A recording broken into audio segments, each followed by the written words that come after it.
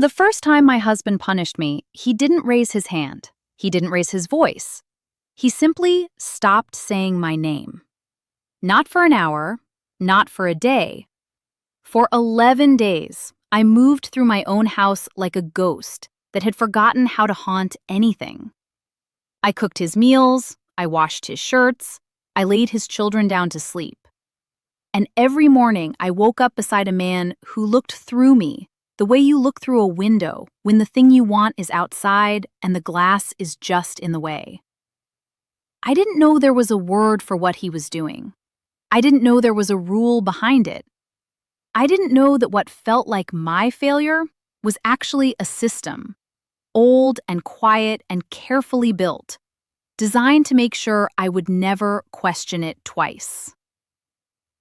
Before I tell you what that rule was, and before I tell you what it cost me to finally see it, my name is Martha, and this is Hannah the Amish Girl, the channel where the stories that were never supposed to leave the kitchen finally get spoken out loud.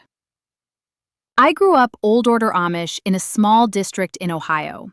I married at 19, I left at 26 with 3 children, 1 suitcase, and a silence so heavy I am still, some mornings, learning how to put it down. If you want to keep hearing the truth from behind the prayer cap, please subscribe and tap the bell. And in the comments right now, tell me this. Did you ever live inside a rule you didn't know was a rule until it was too late? Because I did, every day of my marriage. And it starts here. In my community, there was a rule that no one ever said out loud. It wasn't written in any book I ever read. It wasn't spoken from any pulpit in so many words. But every woman in my district knew it the way you know the smell of rain before the clouds arrive. You learn it before you understand it. You follow it before you are ever told to follow it. And by the time you are old enough to question it, you are already too far inside it to see the walls. The rule was this. A wife's silence is the price of a husband's peace, and a husband's peace is the price of everything else. I know that sounds simple. I know it sounds like something you could argue against in an afternoon. But here is what I need you to understand. A rule that is never spoken is a rule that cannot be challenged. A rule that lives in the air of a community, in the angle of a mother-in-law's eyebrow, in the way women at church turn slightly away from you on a Sunday morning. That rule is not a rule you can argue with. You cannot reason with a silence. You cannot petition a look. You cannot file a complaint against the feeling that the entire world has quietly agreed on something, and the only person who was not consulted was you. My husband's name was Jonas. He was 22 when we married. He had quiet hands and a serious mouth that almost never smiled. He was not a cruel man. I want to say that clearly because the story I am about to tell you is not a story about a monster. It is a story about a man who was handed a system and followed it, the way most of us follow systems, without ever stopping to ask who built it or who it was built to protect. We married in May. 300 people in my father's barn, roast chicken and creamed celery, and 7 kinds of pie. By the time the last buggy rolled out of our lane, I had been awake for 20 hours, and my feet were swollen inside my new black shoes.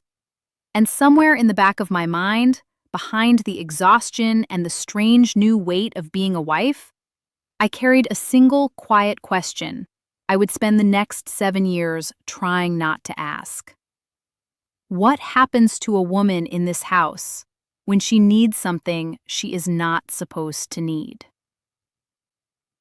I found out 18 months into our marriage, on a Tuesday night in October, when the first frost had come early and the baby had been sick for 4 days, and I had not slept more than 3 hours at a stretch in longer than I could count. Jonas reached for me in the dark, and I put my hand gently on his wrist, and I whispered the quietest possible version of the word no. Not angry, not refusing, just too empty to give what I didn't have. I said, "Not tonight, please. I just need to sleep." He went still. That is the part I return to most often, even now, even after years of distance and therapy and a life that looks nothing like that bedroom. The going still. His hand under mine. His breathing changing. The way the entire room seemed to hold its shape and weight for just a moment before he turned his back to me in the darkness and lay there like a stone until morning. I waited for him to be angry. I waited for him to argue. I waited for anything I could answer. But he gave me nothing. And I lay there in the dark beside him, and I felt the first cold breath of something I didn't have a name for yet. I know its name now, but we will get to that. In the morning, he was in the barn before I came downstairs. He came in for breakfast and ate without looking at me. He went back to the milking. He came in for the noon meal and ate in silence. He spoke to the children. He did not speak to me. Not that day. Not the next. Not the day after that. On the 5th day, I dropped a jar of preserves in the kitchen, and when the glass shattered across the floor and I knelt down to pick it up, I started crying. Not because of the jar, because it had been 5 days since my husband had said my name, and I was beginning to feel that if I stayed very still and very quiet, I might disappear entirely, and no one in the whole district would think to come looking. On the 6th day, my mother came. She set a basket of bread on my table and watched me move around the kitchen with that careful watching that mothers do when they already know something is wrong. She waited. Then she said, "Martha, is everything well between you and Jonas?" And I, who had never lied to my mother in my whole life, said, "Yes, everything is well." She nodded slowly. Then she said one sentence. She said, "A wife who lets the cold in cannot complain when the house freezes." She picked up her basket and she left. I sat at my kitchen table for a long time after, and I want to tell you I understood what she meant. I didn't. Not yet. But something underneath my exhaustion knew that a message had been delivered. And the message had not come only from my mother. It had come from somewhere larger. From the long, unbroken line of Amish wives stretching back through generations who had also been told, in their own kitchens, by their own mothers, that the cold was something they had let in. What I didn't understand yet was that there was a second part to the rule. The first part was the silence, the husband's silence, the slow withdrawal of warmth and language and presence until the house feels like a place no one actually lives in. But the second part was something else. The second part was that the silence was never supposed to be private. It was always supposed to be witnessed. 3 days after my mother's visit, my sister-in-law Rachel came by with her 3 children and stayed for an hour. She did not mention Jonas. She mentioned other things instead. She mentioned a woman 2 districts over whose husband had spoken to the bishop about her. She mentioned how hard that family had had it afterward. She mentioned the bishop, and the woman's father, and the woman's brothers, and how eventually the whole thing had been resolved. She mentioned all of this while sipping coffee at my kitchen table, never once looking directly at me. The way Amish women deliver warnings, sideways, through the story of someone who isn't you, so that you can receive the message without anyone having to admit a message was sent. I understood that one. That one I understood immediately. 2 days after Rachel's visit, the bishop's wife came. She did not say why. She drank coffee, she asked about the children, she looked slowly around my kitchen, at my floors, at my dishes, at the thin layer of dust on the top of my pie safe that I hadn't had time to wipe because I'd been up since 4 with the baby. Then she said with great gentleness, "A wife's first work is her husband's peace, Martha. Everything else comes after that. Everything." She left, and I stood in my kitchen with her coffee cup still warm on my table, and I felt the shape of it, the whole shape of it. The mother, the sister-in-law, the bishop's wife. Not conspiring, not meeting in a back room to plan their visits, just responding, each of them, the way the community had always responded, the way it had been responding for 100 years, to a wife who had said the wrong word in the dark. One no. That was all it had taken. One quiet, exhausted, barely whispered no, and the entire machinery had begun to move. Here is the part I have thought about most in the years since I left. The machinery never needed instructions. It never needed a meeting or a signal or a plan. It ran on something older than instruction. It ran on shared understanding. Every woman who came to my kitchen that week knew exactly why she had come. And every woman who came believed, in some part of herself, that she was helping me, that she was keeping me from something worse, that the warning was a kindness. Because for most of them, someone had once come to their kitchens too, and the warning had saved them from the thing they were warning me about. And so the system reproduced itself, woman to woman, kitchen to kitchen, generation to generation. Not through cruelty, but through love that had learned to wear cruelty's shape so long it had forgotten there was ever a difference. That is the thing about a rule that lives in the air. It doesn't need enforcers. It creates its own. I said no a second time 8 days later. I don't remember the reason now. I think I was simply so tired that my body refused before my mind could catch up. I said, "Jonas, I can't. I'm sorry. I can't." He turned his back again, and this time the silence was different. This time it had weight. This time I felt it pressing on me from every direction at once, because I knew now what would follow.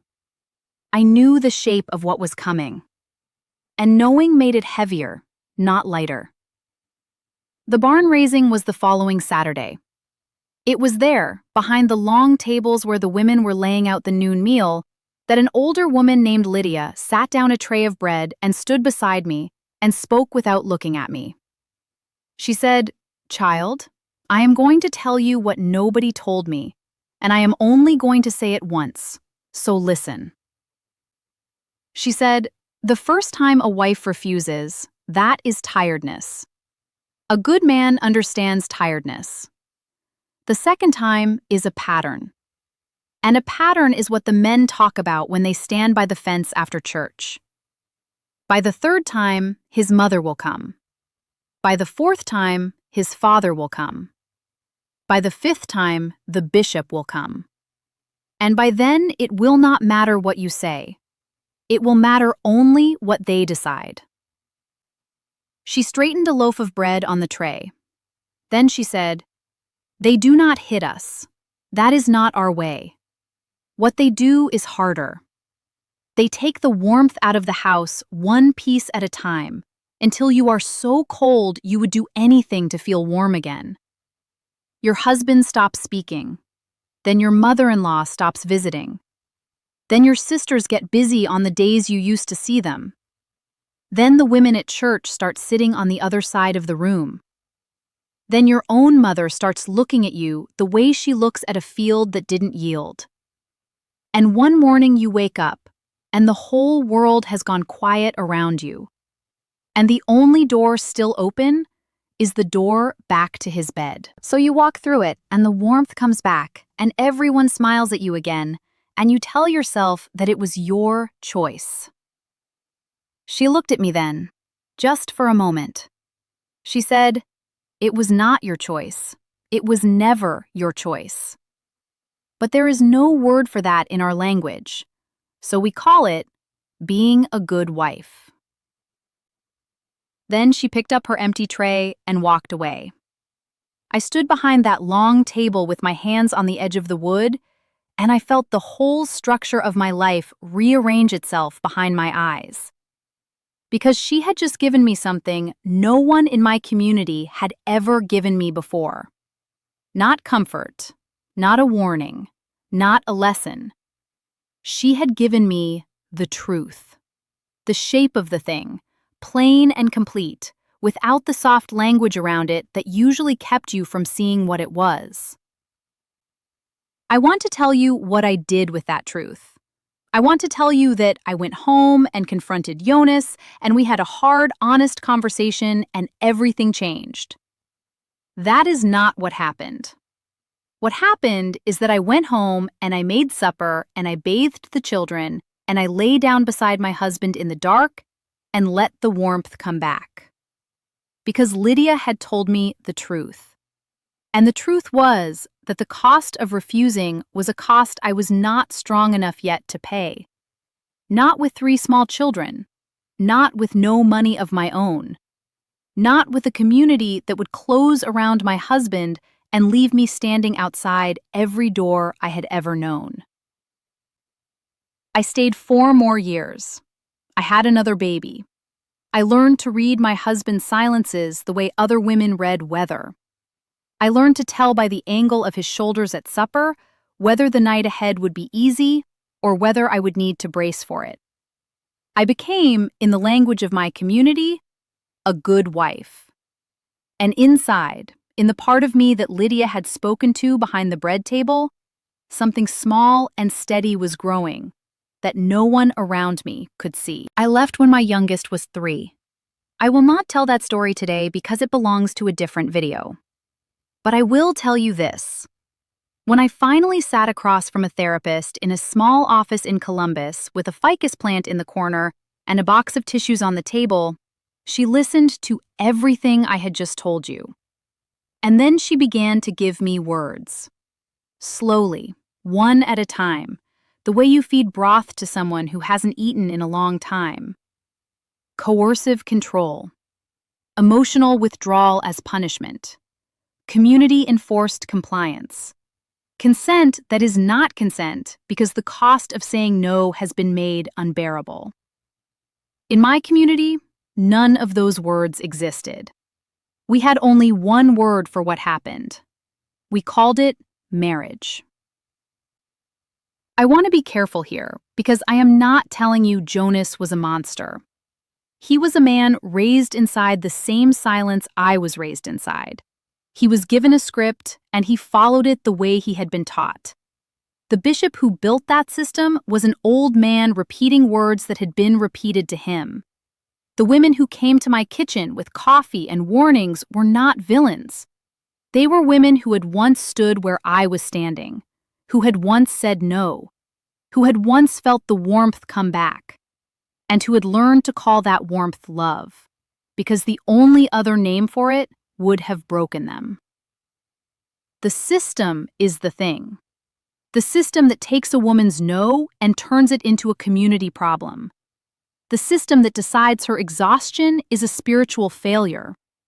The system that makes yes the only word with no consequences attached to it. If you grew up somewhere that taught you your body was not your own, I see you. If you ever lay in the dark and said yes because you were too tired to survive what no would cost you, I see you. If you were ever told that being a good woman meant making yourself smaller until there was nothing left to refuse with, I see you. You were not weak. You were surviving inside a system that was built to make sure you could not refuse without paying for it. Lydia died 2 years before I left. I went to her funeral. I stood at the back of the room in my plain dress and my prayer cap, and I watched them lay her in the ground beside her husband of 51 years. And I thought about that morning behind the bread table, and the one moment she had looked at me, and the small, terrible gift she had given me by saying the thing plainly. She is the reason I knew what I was walking away from when I finally walked. She is the reason I am here today telling you this. Before you go, I want to say something from the heart. More than 90% of the people watching this video still haven't subscribed. And I understand that, but if this story touched something in you, if it named something you didn't have words for, if it reached back to a room you lived in a long time ago and said, "I see what happened there," then I hope you'll subscribe and stay a little longer. It's free, and it keeps these stories alive for the next person who needs them. And before you leave, tell me in the comments, what part of this stayed with you? Tell me if you had your own Lydia, the woman who told you the truth when no one else would. Tell me if you are still waiting for yours. Until next time, remember this. Your no was always a complete sentence. It never needed a reason. It never needed permission. And no man's silence, however long, however cold, however carefully arranged by an entire community around him, was ever enough to make it mean anything less.